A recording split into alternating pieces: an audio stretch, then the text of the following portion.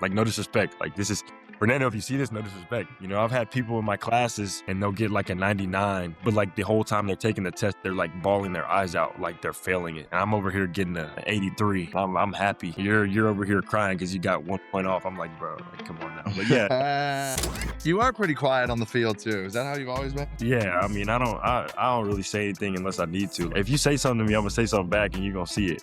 Such a special memory to watch you guys doing the fucking Fighting Irish dance and stuff and everything that happened. And if anybody has anything to say about a penalty, we don't want to hear none of that. I always want to be in a role with you as a big brother, as a guy who did something that I think you're striving to do, but even better, right? Yeah, no, it's been great. It's just crazy how big it is. You score a touchdown, you look up, that thing's up there, it's in the sky, like you're dead. We're living in the good old days. Take a look around. Ain't it funny how feels like we're in the good old days. Go and grab a cup, go and fill it up.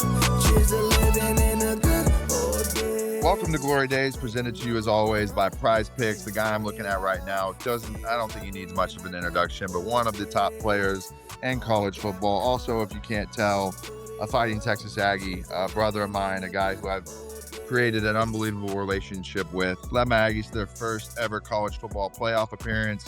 One of the most dynamic players you're going to watch on Saturdays. Started in the Marcel Reed Heisman campaign this year.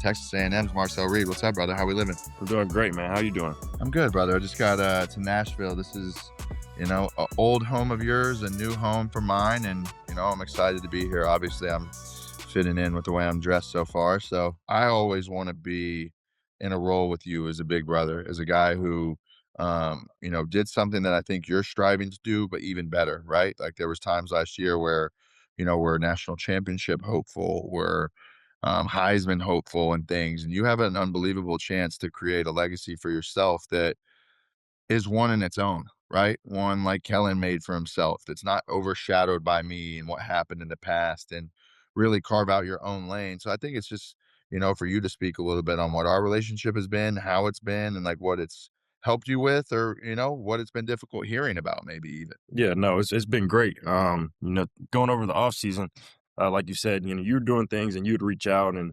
it'd be good because we just talk about ball and, things that you and Mike did back in your day that helped you out with some of the passes and stuff. Like, we talked about how early in the season, how like the deep ball wasn't clicking all the time with me and my receivers. And then you gave us some tips and we took it into practice and routes on there. And, the percentage went up as the season went on. So things like that, people don't understand just because it's not put out there like, other things. But, that's just between me and you. And that's the bond we've created. Yeah, I think that's the beauty of it, that is that I want to see you succeed in the worst ways that I think people wanted me to succeed. And I remember, the steps me and Mike took from year one to year two, and watching your game, from the first year. You have to give Colin Klein a lot of credit. You have to give Coach Elko a lot of credit. You have to give KC and the rest of the boys like a lot of credit to be able to all work together to, you know, train your eyes in a way to be able to make these second level throws and drop in the bucket throws. And, I know there were so many things that helped me, and I just tried to put it in a way to help you understand. And maybe it works, right? Maybe it doesn't. But I know the steps that I took from year one to year two by working with a quarterback coach that like just severely helped me. And it was awesome to see, the passing game that we had last year, the explosiveness. I think the Notre Dame game is something that I watched here in Nashville and had a watch party for it. And, you got to speak on that game a little bit. What an unbelievable, part of the season it was to kick things off, and like, hey, we're special and we can go win, and the drive to end it. But what a game, huh? I mean, yeah, that was the game of the year for me, honestly. Yeah, even though we came back from South Carolina down 30-3, I think Notre Dame was just kind of like the biggest one. It was early in the season, and you get to play in that stadium where it's touchdown Jesus. You haven't seen it before, and you're wearing icy white jerseys. Everything's just clicking. Fans are rocking, and then you kind of shut them up at the end of the game. You hear the switch and fans, and all the Aggies, and it was just that was the start. That was the start of Aggies traveling. Yeah. All these games this year. I think when they saw that, like, you wanna see more. Of And, course. Of course. that's what we want for the rest of the year, this season as well, because it's gonna be the same way. People are gonna get a dogfight out of us. You see, we got grind behind us, and that's the motto of the team, and we're gonna live by that each game. It's gonna be hard to beat us. An unbelievable job at the end of the game on the last drive to go through your progressions, hit your reads, and then at the very end where it is fourth down and half the stadium is still to this day bitching about a holding call that, hey, everyone, it happens in games.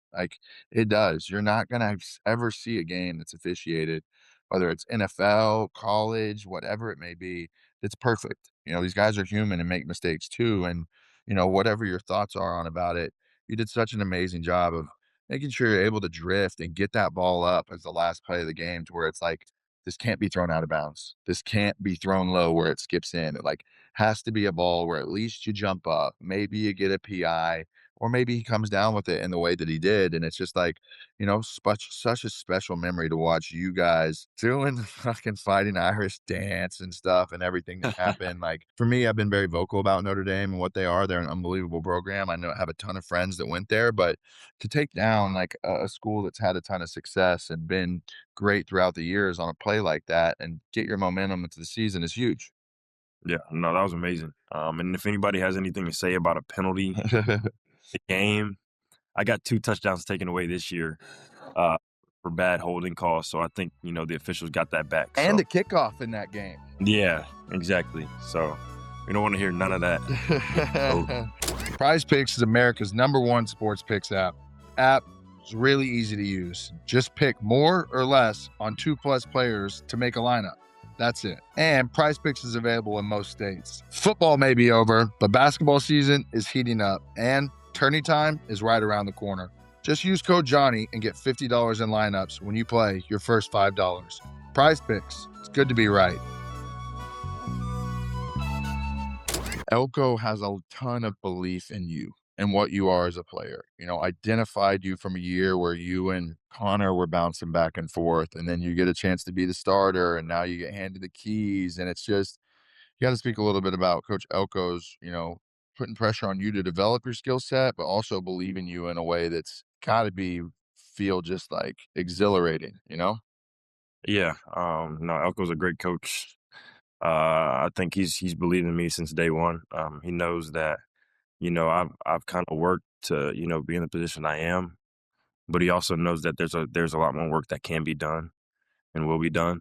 He pushes me to, try to find that in myself, to try to go in and get, more extra work, find out the little details that, I need to clean up for myself and to make this team better. But yeah, I mean, since day one, I think when I had my first SEC start against Florida, I remember him coming up telling me that I was starting in warmups. And he said, "You got this. You trust yourself. You've been practicing for this. You're ready for this. Just go ball." And that gave me a boost in that moment. Just because when you're the backup, but your coach is telling you that he believes in you, even though you're young and this is your first time doing something like this. It was just him having that belief. I was ready to go, and I went out there and popped it against Florida. Had that viral clip at the end of the game. That guy's still looking for his fucking ankles. As you go through the season, right? We spoke about Notre Dame. You go through, another stretch there through the middle of the season where you guys are really rolling. And, it was always kind of one of those things last year where you guys have a ton of belief, but as the Aggie fan base, man, it's almost like waiting on something negative to happen. It's almost like, man, what's going to happen where we slip up one of these? You look at the year before, the Auburn game was a game that damn, we should have won that game. And you guys handled weathering the storm really well. You roll into South Carolina, and then you get down and you look at halftime, and I'm sitting in the building, and I have to go to a suite to do an appearance for the third quarter. And, I'm watching it from the end zone, and you just feel the shift in that stadium. But how was that locker room like at halftime, and how was it coming out in the third quarter and crawling back so fast for a game that looked like it was completely out of reach? The locker room was actually pretty calm. We really didn't have much of a pep talk. Elko usually comes in and says his little halftime speech. If you want to win a football game on the road, you got to start playing winning football, right? Winning football means no penalties, right? Stop killing ourselves with drives. It means no turnovers. Protect the football. It means create turnovers on defense. And it means we've got to tackle on defense. You do those things, you will run them out of the building. 2 turnovers, a punt block, kill drives, extended drives, missed tackles, and they're up 4. You're the better team, but if you don't play winning football, it doesn't matter. People have seen those on the internet, but it's like he didn't do that this game. I think he knew that we knew what it needed to happen. And I think I went in there and brought the team up, and all I said was like, South Carolina, everything they've done, like that's the best they've got. Everything good that could happen to them happened to them. So like, all we got to do is come out there, go one play at a time. Don't focus on, trying to outscore them in a quarter. Just go out there and focus on executing the play that's called. And sure enough, the stuff happened in our way because we know how to do this. Like this, it wasn't the best team, but they're good enough to beat any team in the SEC. Like, their record didn't replicate what the players they had on the team for sure. And we knew that we were the better team, though, because that was just our confidence. Yeah, I think Lenore, I think Sellers came out and played an unbelievable first half. The fade ball down the sideline, dropping the bucket, and like guys getting behind the sticks a little bit, off on a little couple throws here and there that aren't, normal characteristics out of you guys that you've been accustomed to throughout the season. But an unbelievable lesson for any young quarterback or anybody who's sitting on that team or playing behind you or whoever about, perseverance, not letting the flow of the game get too out of reach, because it's very easy in that position to just hang your head and kind of sulk about it. And that's not the energy that Elko gives off. That's not the energy of the team, the vibe, the mantra, everything that you guys have going on in the building. And it's just awesome to see. I came into the locker room after the game.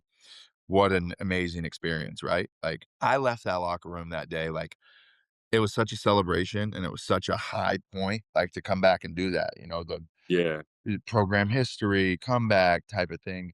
I just left that locker room with the feeling that it was like, we're going to Northgate and we're going to rip it and we're going to celebrate this. When really, me being around as much football as I have, I was holding my breath. Like, Yeah. we got away with one, and the schedule that we have coming up is a tough one, right? It's, you got a game against Texas. That's a huge game. And then, I go to that game as well. And I'm in the stadium and I'm sitting in a suite. You slip.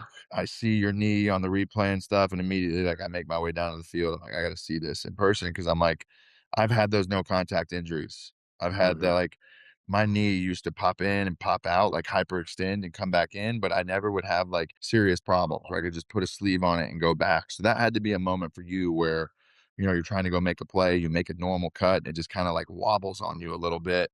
It's got to be a scary feeling in that game, huh? Oh, yeah. I mean, that was the scariest thing I've ever felt in my life. I've never had like really a no contact injury. I've had a knee injury before, but it wasn't like no contact. So I was like, I in the moment thought it was wraps. I was like, oh shit, like, but I got up, and when I realized, like, when they did the stability test and all that with the knee, I was like, I'm good. I don't care how much it hurts. I'm going back. Y'all can do what you want, but give me a shot. I'm in.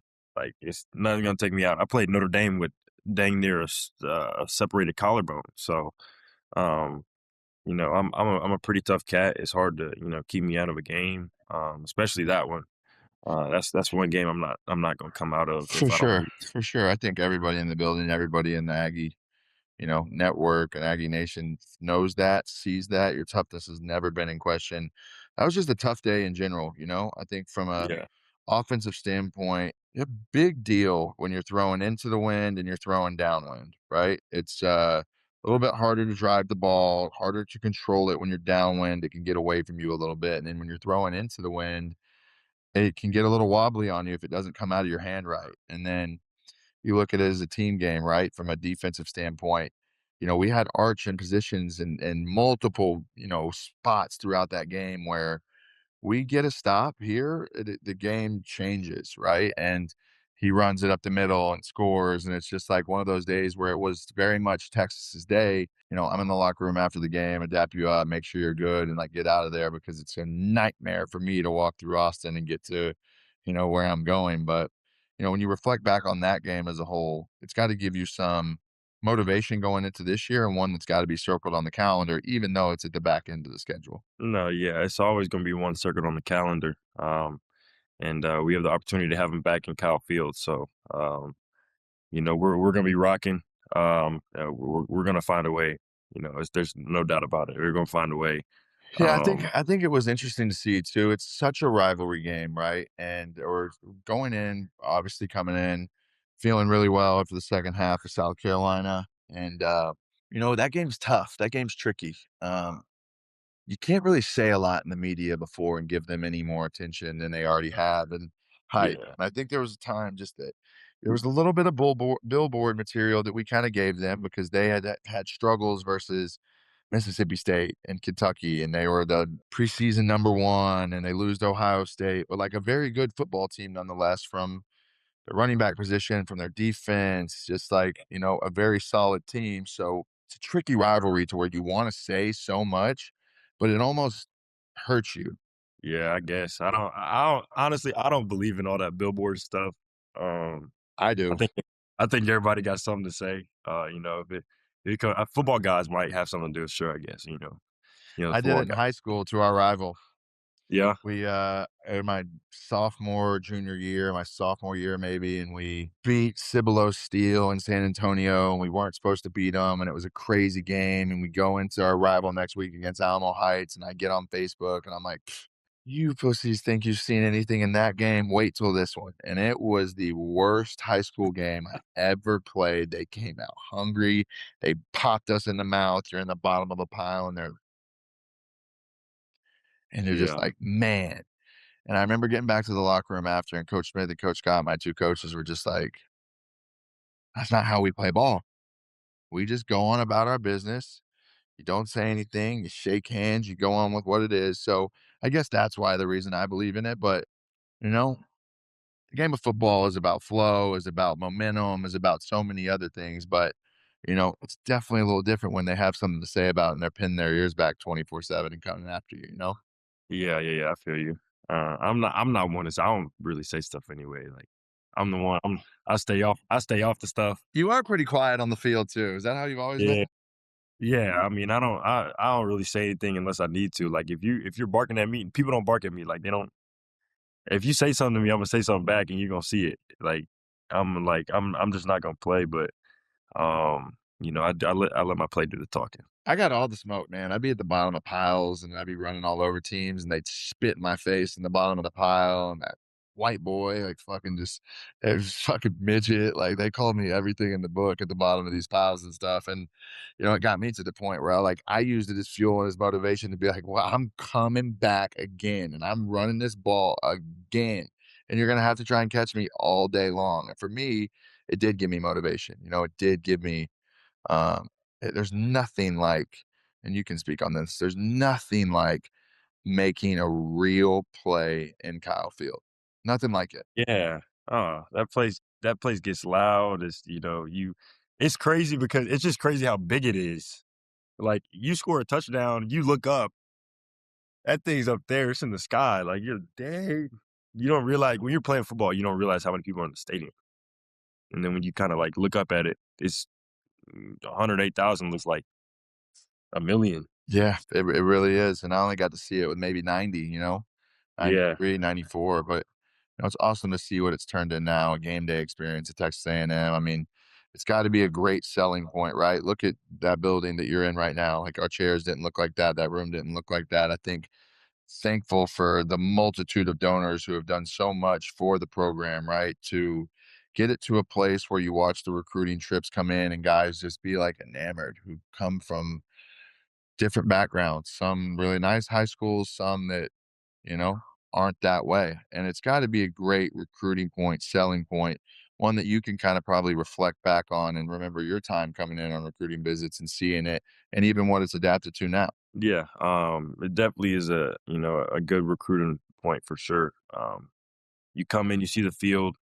You already know the logo of the conference, you know, that's one thing, and then you come and see buildings like this and then the coaching staff all around. And I think what's a sleeper for this place is just College Station as a town in general. You know, it's not a normal college town. I feel like it's more of a, you know, suburban city than it is a college town. Um, I think it's bigger than what most people want to give credit for. And there's a lot of good people out here. It's nice, you know, most of the time, besides when it rains. But you know, this place is a place that, you know, I wouldn't mind living in if it came down to it, you know, later in my life. I think it's just that nice. And then, you know, I love, you know, the traditions here, 12th man and all that stuff. I think it was just a stadium for me. When I came here, I saw a stadium. I was like, like I thought about it. If I scored a touchdown, that many people going crazy, I'm with it. You know, A&M fans obviously love you, right? You've got the hearts of a lot of A&M fans, but I think sometimes, you know, you may scare the shit out of them a little bit. And, you know, Eric got a cool question on here about one fan on X writes, Marcel Reed in one snap will sail a ball that makes you question everything you know, then in the next throw an NFL level ball on the run with ease. Is that an area that I think for you, you're just trying to clean up this offseason to get more consistent as a passer and get more like, you know, lethal and surgical with it a little bit, huh? Yeah. You know, people don't understand. Like not making an excuse. I make bad throws sometimes, We and all I'm do. trying to I clean made it some up for throws that sure. were disgusting, make you wanna throw up in Yeah. your mouth. Yeah, but like, you know, sometimes, you know, you're playing a team, they run the same defense, but you know, picture shifts a little bit. And you know, there's all different types of plays that we have to beat it.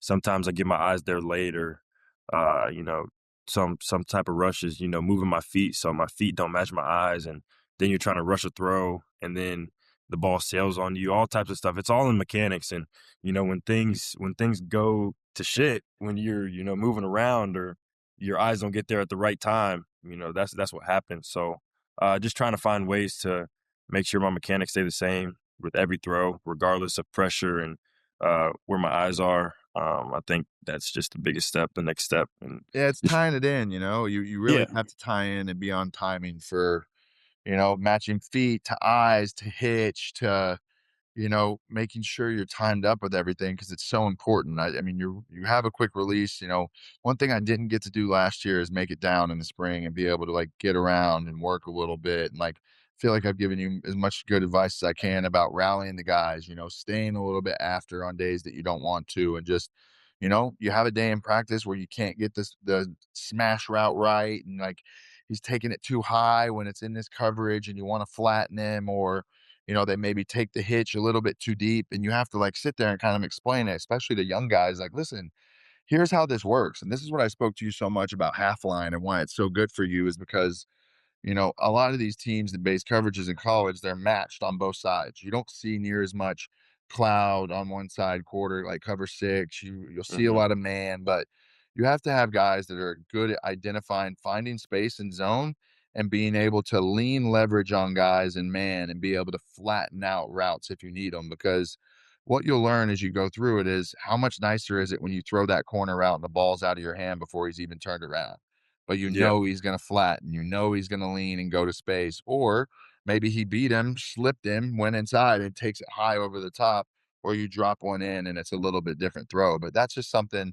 that takes time with guys, right? To be able to get that kind of consistency and feel and flow between your guys. yeah, that's definitely what it takes. And I try to find ways to get those guys to understand that. I think we have, you know, some good veterans in the receiving room that understand that, and you know, they love to listen. They all want to be on the same page as me because they all want to get the ball on Saturdays. So we try to find ways to get that done.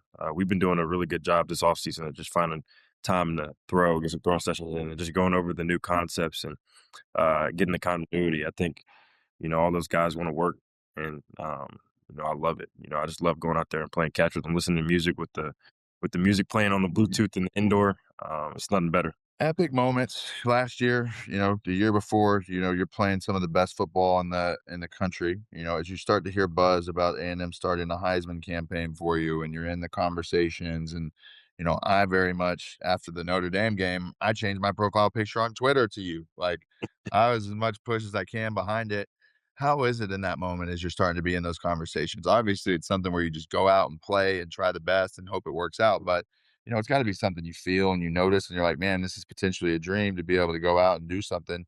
Even though it's a team game, it's gotta feel pretty good. Yeah, no, it feels awesome. And I think I tried my best to kind of ignore it. You definitely see it though, like because I didn't want it to affect what I was doing on the field on Saturdays. So I let them do what they did with the campaign, and it was great to see for sure. And then you get all your praise and stuff like that. But um, I try to keep my head down and just go out there and execute in practice and go out there and play games and do it the right way, so that I can be in that position for sure, like solidify.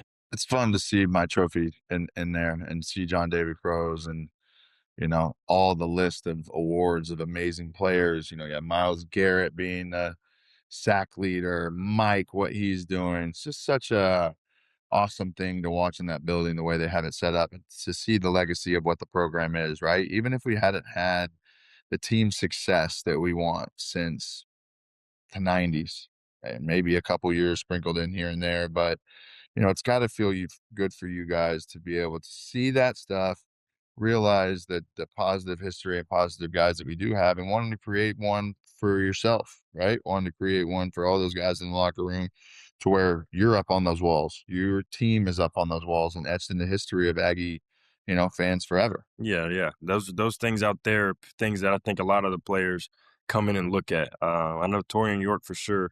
When I he was love young, him, by the way. yeah, that dude's all. That's my guy. That's He's my been guy. in Arizona training, and we've been talking a lot. And, you know, Yeah, I try to build as many relationships as I can as guys on the football team, but like it's hard, right? Like it's just tough. I'm working, I'm doing things. I want to be back in the program, but like also it's not a job for me. You know, yeah, I'm not getting paid to come back to these games. I'm taking money out of my pocket to come back and come support, and I have. And hard to build relationships with everybody, and thankful for the relationship that we've got to build and the guys throughout the year that I've got to build a relationship for, because former players and being around, I think, is good for you guys and good for everybody. yeah. No, for sure. But yeah, no, Torian when he was younger took a picture out there beside I think the Buckus Award, wanted to get it. He didn't get it, but he's done a lot for himself, and we got, like I said, the 13 guys in the combine. There's going to be somebody else up on that board, on that first round board over here. And I think it's cool to see, people you've played with be on that board, so you can come back and, just see like this is what we've created at A&M now. And there's another spot over there by you and John David Crow's Heisman Trophy. So For sure. I want to feel that. You know, you get to train with Mendoza a little bit, you know, a kid that I've really grown to love and have a cool relationship with now. And it's funny to see our text back and forth, and just a guy I really respect for the way that he carries himself to the way that he is. But how was that, you know, getting a chance to be around and work with a little bit with a guy who's going to be the number one pick in the draft? Kind of teaches you what you need to do a little bit, huh? Yeah, being with Fernando was pretty cool. He's funny. He's funny. He's a funny guy. But yeah, he's always looking for something to improve on. Just working, just watching him throw, and he was throwing. He was trying to find like, is this right? Even if it was a perfect spiral, he's like, did I do this right? Like, did my hand flick? Like, did it like pronate all the way like this? Did my follow through and all types of stuff? So he was just nitpicking at stuff, and you just could tell how intentional he was, um, and he wanted to do everything right. He's one of those people that like no disrespect. Like this is Fernando. If you see this, no disrespect. It's not. It's just. I've had people in my classes before in high school where like they're probably the smartest person in class, and they'll get like a 99, but like the whole time they're taking the test, they're like bawling their eyes out, like they're failing it. And I'm over here getting a 83, and I'm happy. You're over here crying because you got 1 point off. I'm like, bro, like come on now. But yeah, and, in football, I respect it though. In football, I respect it because it's like, I want to be the number one overall pick too. So I just do seeing as him well, work man. like that and doing things like that and getting to where he got, um, it's a testament to his work ethic for sure. Yeah, I think it's good to always see it too, right? See what other guys are doing. I know when I was coming out of the draft to see Josh Allen, the way that he was still working, being at Wyoming in college, I'm like, man, this kid's going to be really, really good. And to see it and like, you try your best in your position when these guys are older than you to take a little bit of their game and what they're good at and use it for yourself and find a way to kind of, learn from it in your own right. A little bit of an SEC gauntlet this year for you guys on the road. We go Mm. week 4 at LSU, week 6 at Missouri, week 8 at Alabama, week 9 at South Carolina, and then, you get a week off and then you go into the Oklahoma, huge difference in playing at Kyle Field and playing on the road. One, you definitely have to bring your lunch pail and your A game too, but this is a schedule and a season that you guys can navigate through, but it's going to take some good games through there to make it happen. Yeah, it's definitely going to take some good games. One thing about me, I love playing away games. I love getting the opportunity to wear white jerseys. I love going into somebody else's home and leaving the victor. So that's something I look forward to. It's places I haven't played before in college, and that's what I always look forward to, being able to step on the field that I haven't played on before, and just soaking it in and taking in the moments of being a college football athlete that I dream to be, and then go out there and get a win. The Lane Kiffin scenario this offseason was really funny. You obviously committed, commit to play with him at Ole Miss, and then you pull that commitment. You don't think he's going to stay there. It was a really interesting thing because Lane kind of had the college football world by, kind of in a headlock. He goes to LSU, which you guys have dominated the last couple years, and you guys obviously have had a good relationship, him recruiting you, and it's going to be interesting when you have to see that on the schedule this year, or, get a chance to match up against him because he's a good coach and he'll make that team better for sure. Yeah, it's going to be a good game. I'm happy to go back to Baton Rouge too. Of course, you played well there. That's something that I couldn't do. I played It's all terrible. good. We're making up for it. No doubt. Which I appreciate because that was my worst game in college, I think, that I ever played. And I go around the world now and I have to see these LSU people everywhere and they just have the ultimate Trump card on me. Like I can't even hang around Odell or Jarvis or Matt Berger or any of the guys without just getting absolutely chirped. I do appreciate, the first year we played them and had a great game at home. Sam Montgomery and a lot of their guys in the defense really made a push for me to be like, yo, that guy's special. Like, give him the Heisman. And it was dope. As you commit to A&M though, too, as you go back in time to that moment, halfway through your freshman year, Jimbo gets fired. What's going through your head in that moment? I wasn't too shocked. But it is a surprising thing when you walk into that meeting and he's like, "Oh yeah, I'm out." dude." Nobody knew. Like we had a feeling it was going to happen at some point. We didn't think it was going to happen when it happened, and it's like it happened after I think the Mississippi State game. We just won. We just won another SC game, and he gets fired, and we come in. I think a Saturday, either Saturday or Sunday. We usually don't have a meeting. I think it was a Saturday. Somebody's blowing my phone up. I'm asleep. I'm like, what's going on? Like, what do y'all want? Talking about, we got a team meeting. Like, what? He said, we got a team meeting. I was like, oh, shoot. He said, get here right now. I said, all right. So I got to the team meeting, and then, like, I get there thinking I'm the last person on earth that made it to the team meeting. Because, obviously it wasn't on the teamwork or anything. It wasn't on the schedule, but there were still, like, 15, 20 people that were answering calls and just now getting on the way because nobody knew about the meeting. But, they informed us that Jimbo was getting fired. Coach Petrino was going to be the interim head coach for the rest of the year. And, yeah, it was a crazy, crazy event just because you're a freshman and it's your first year of college. You don't know how to hate all that stuff. And now you're going to have new coaches coming in. You're going to have to learn a whole new scheme after learning the impossible Jimbo Fisher playbook. So, yeah. Detailed playbook in that one. I already know. I already know a lot of intel, a lot of knowledge, a lot of the way that he coached the quarterback position for so long, right? Hard, very detailed. Like I already know it to Jameis and watching how he was as a young guy. And, it makes you better. It teaches you a lot, but at times early on, I'm sure it was overwhelming. Oh, it was a lot. It was especially when, you're the fourth, fifth string quarterback your freshman year and two of them go down in the middle of the year with weak Alabama.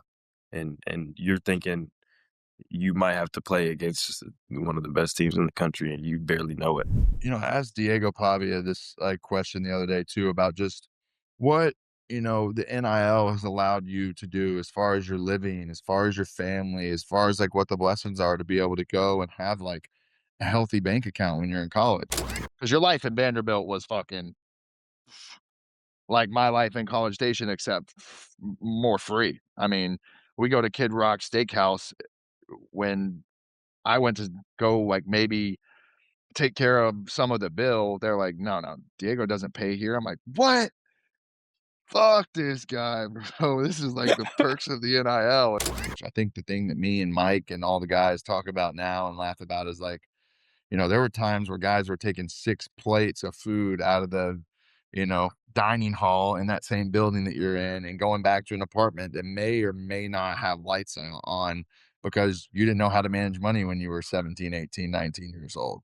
So just how the NIL has just like affected you to the point of where you can have some freedom to do what you want and live a really nice life, because College Station is not the most expensive place in the world, but it can be nice if you do have a little bit of money. Yeah, it's definitely nice. I live about 10, 12 minutes off campus, over by College Station High School, for everybody that knows where that is. But yeah, no, shoot, I'm living good.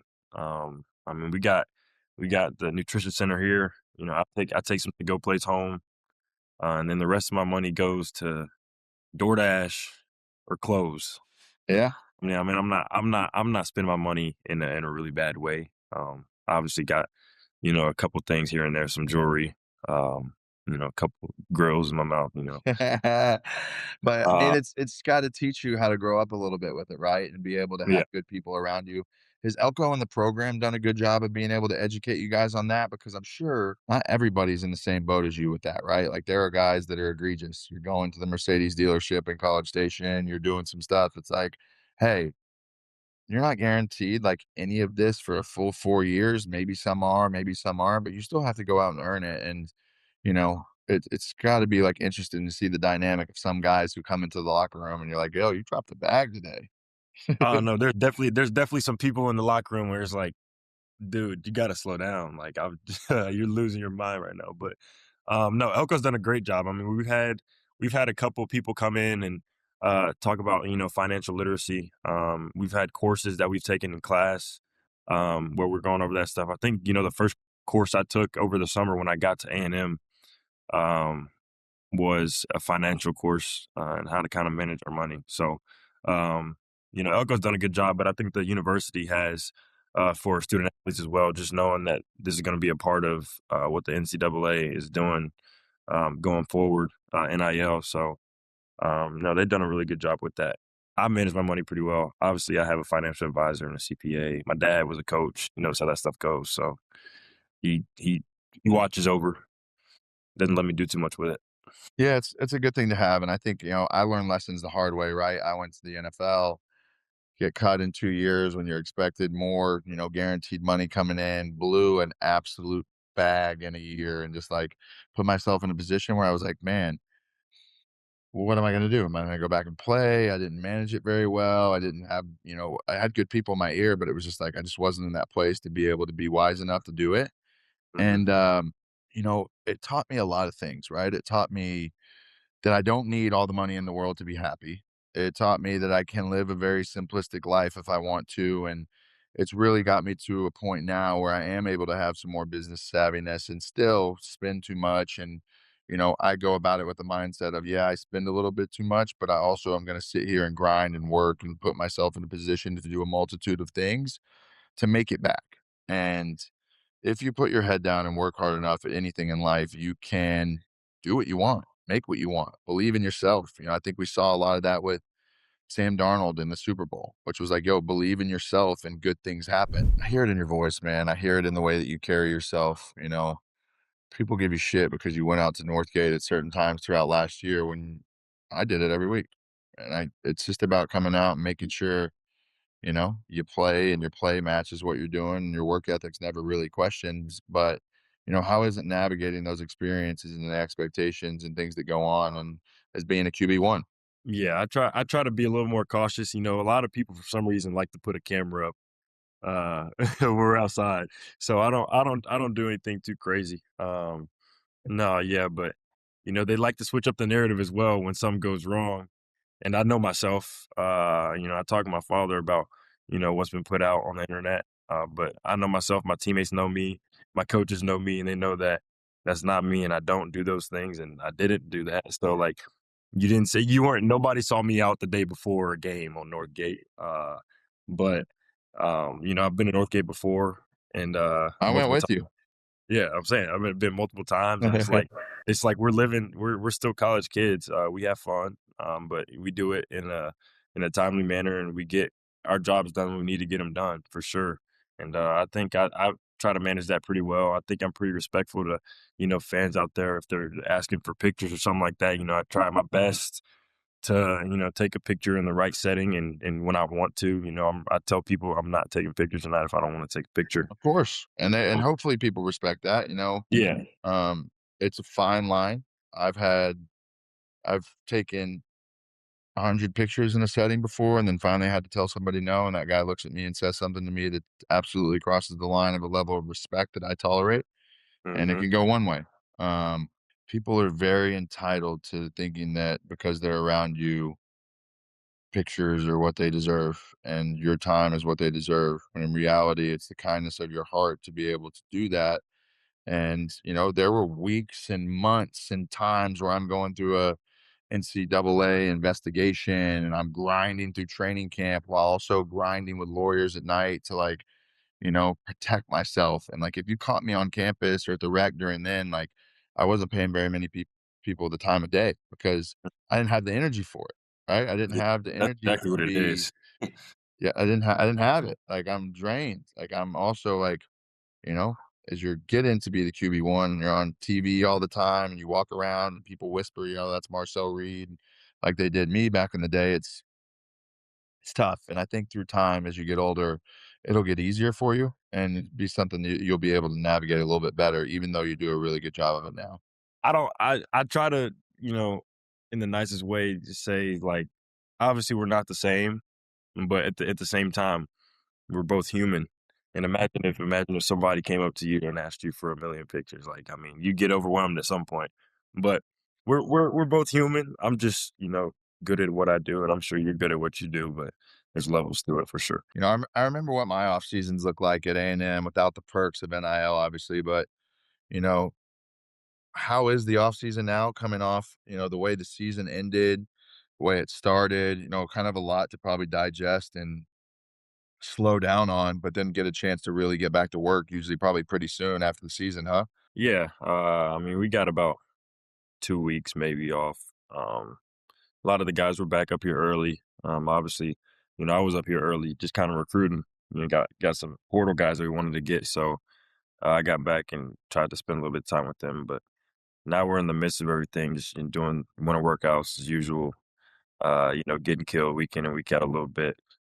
Starting to go on into meetings a little bit just to get some base stuff going with some the new guys and the young ones and just returning players to refresh some things. Obviously, we have a new OC, Coach Wig, so we're just trying to get a baseline for what the spring's going to look like. For me, I switched OCs from first year to second year. You've switched.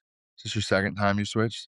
Yeah, Yeah. So yeah, a little bit different, hopefully, as you've had so much success in the offense that you were in last year, to be able to keep some continuity of him being able to come in and be like, you know what, I've studied what you're good at. I studied what you do. I'm going to find a way to put that in his own terms, that makes it easy on you. yeah. That's exactly what it's like. I've been getting up there with Coach Lynch, who is our quarterback coach. Just kind of going over things with him. Um, we got a little bit of new things, kind of going in. So, like I said, we're trying to get a baseline for that, and just kind of make things a little bit easier on everybody else, and just make the game, move a little bit faster so we can process things and make a lot of different calls within the game, so we can, just go play ball. You do lose some pieces last year that were very important on the offensive side of the ball. You definitely lose some defensive pieces, and it's obviously super early to where you're not doing high speed reps to the most part yet. You're definitely getting a feel and getting workouts and getting beat up on the mental, physical side of things. But, how does it feel when you lose some pieces, some guys who were a big part of the success you had last year, a bunch of leadership, and, some really explosive players, and to kind of have to come back in, rebuild that, fill those holes. It won't ever be the same, but at the same time, the portal does allow you to get holes filled and, new guys coming in. So, you know, like you said earlier, you are having to recruit, you are doing things. And for me, I didn't ever really have to do that. We had our high school recruits that were coming in that were already locked in, signed, some were getting there early. It's just a much different feel than anything I've ever had to do. So, but there's definitely guys that you can see come through the workouts early on that you're like, okay, this guy's going to be, a playmaker, like a really big deal for us. I'm pretty confident in what we got going on. Obviously, we lost, some key pieces, but as you see, we got, the top number of players in the combine this year. So we got some good talent going in the draft, and 13. yeah, that speaks volume to what Elko does, and I think our retention has been pretty good at the school as well. So we got a bunch of young guys that have been here for 2 years, and they understand what we're trying to get done, and they're ready to step up into their role. So I'm just looking forward to those guys. You see them in the winter workouts, like you just said. They're doing what they need to do, and you see the progress and the improvement, and it's just really exciting. And then obviously we have like the transfers, and I don't know if you saw the video, but we got O-line Wilkin Formby as a tackle for us. He beat one of our D linemen in a tug of war in a tiebreaker, and it was kind of just like a kind of ass whooping. I'm not gonna lie, but that's the thing you love to see. When you go hard for a offensive tackle in the portal and you get them and you see that type of shit, like it's gonna be. Yeah, it's nice. It's nice when guys, I'll never forget. We had a kid, Brandon Williams, who's a former 5-star running back who went to Oklahoma. Was there a couple years, came to A&M, and that first off season that we had with him during about this time when we're getting into our hell week and we're getting into certain things, this kid came in with an attitude and an aura about him that was like, yo, you guys work like a bunch of bitches here at A&M. You guys think you're really doing something in these workouts? Like, come to what we're doing at Oklahoma because I'm gonna teach you guys what's up. And he like really created a way to set the tone of like, we're gonna come in here with a different attitude and mantra of work than what you guys are accustomed to. And it's funny when you see and have moments like that in the off season to be like, okay, this guy is serious about it. He wants to get better. And to have that kind of excitement when you're not playing games and you're not practicing and it does get a little monotonous is always something that's really good to see. For sure. As you look at the portal and like the additions that you guys have had this year, Isaiah Horton's a guy that comes to mind. Talk to me a little bit about about him and what's you're most excited about playing with him this season. Me and Isaiah kind of grew up together. We were always, played Pee Wee football, back in the town, Nashville. And then grew up, we were kind of rivals in high school. He played at Innsworth. I played at NBA. I don't think he ever beat me. So, but then he ended up going to Oakland, Oakland High School. He got him a state championship there.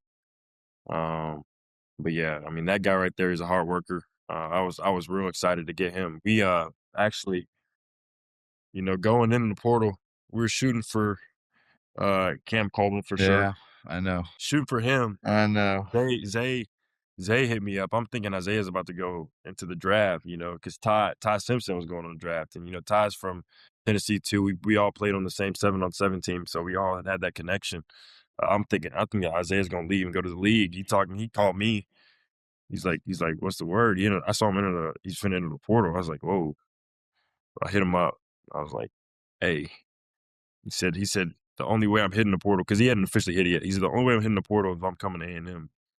I said, say no more. I went straight to call Coach Wiggins. We got on the phone immediately. We jumped on that horse, right away. Got his family in town. I came back from Nashville to College Station and made it just in time while they were eating dinner. And he kind of chopped it up with his family. I was like, let's get this done. And they were already starting to move in stuff. And I was like, yeah, this is something that I feel like we've dreamed about this, and it's finally happened. Man, this to me is, an episode last week when we were trying to hop on. I just like, to me, to get into a mindset to really be and speak to you in the way that I want to, right? To show Aggies around there your personality, who you are, what you care about, what this means to you, for me and you to be two people that have had the reins of that program, to showcase our relationship, right? To showcase our care for the Aggie Network, the university, for the football program. And I haven't always done the best job of, and still continuously, right? I struggle with being a great face for the program. You do a great job of that. And I want it to be something that you cherish, right? Something to be that you handle it the right way with grace and class and integrity and all the things that come with the Aggie way. I would just say, as we get into the end of this, that I'm proud of you. Much respect to the way that you've handled things, with still so much to do and so much to go. You shouldn't feel pressure. You should feel excitement. You should feel like, you know, there's a great thing that said that, like, you know, prepare yourself in such a crazy way that when the game comes, it's second nature. And you can always get better at that, right? You can always sacrifice time with the girls or the chase or the time with the boys at the bar to get the things done that you want to do to be the player that you want to be. And that's my advice to you. My phone is open 24/7. If there's ever a time that comes up that you're in a situation that you don't know what to do or you don't know how to or equipped to handle, my phone's open 24/7. I'll always be here for you as a brother, as a friend, as a, you know, person who lived a lot of the same life in a way, being the quarterback at Texas A&M. So, it's time for our last question of the week, presented by PrizePicks. Use code Johnny, play $5, get $50 in lineups, everybody. And every episode, I like to ask our guests at the end, if you had to choose one word to define your glory days while they're still going on, what is that word for you? And what sums up Marcel Reed's glory days right now? One word. I just say dream. I'd say dream. It's like it's hard to be where I am and not think about it all the time. But you also can't, like, you have to try to not think about it all the time because there's things you got to focus on.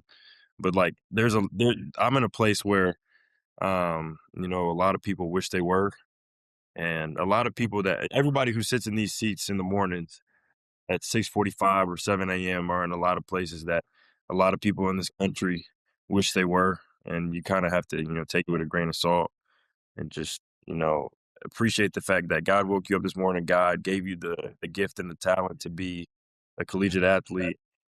And then the football guys gave us the blessing of NIL in the class of 2023. So now we're getting paid to do this. And I get to bless my family at the age of 21 years old. So no, this is amazing. The worst dream for sure. Keep that mindset, brother. And, to all the Aggies out there that watch this, that are going to be excited about this episode, I hope you take something from it about the kind of person he is, and the amazing leader that we have in Coach Elko. I don't want to see or hear another thing about the next quarterback coming in. I want people to rally around this team. As much as it takes everybody in that locker room going out to do what they need to do on the field, it also takes us. It also takes us being fans, rooting them on, being positive, that this could be the year, that we take it day by day, game by game, and get the things accomplished that we want as a football program. We have the leader, right? And Coach Elko, we have the leader in the quarterback position. So rally around this team. College Station does a great job of that, but let's take it even further to another level where the negativity of the past and what's happened and not getting it done is all bullshit. We have every opportunity to be the program we want, with the team we want, with the quarterback in place. So more than anything, brother, I appreciate you taking the time out of your day. Thanks for joining us on Glory Days. I'm excited to get back to College Station, spend some time around you guys, be around Elko, and see what this season's going to be. But keep dreaming, brother. Keep being a great leader and a great role model for not only that team, but for our town and for our program. And, you always got me in your corner, my G. Yes, sir. Appreciate you, my guy. I appreciate you, brother. This is Glory Days with my guy, Marcel Reed. Much love. Appreciate everybody tuning in. Gig 'em, baby. Gig 'em. You know it.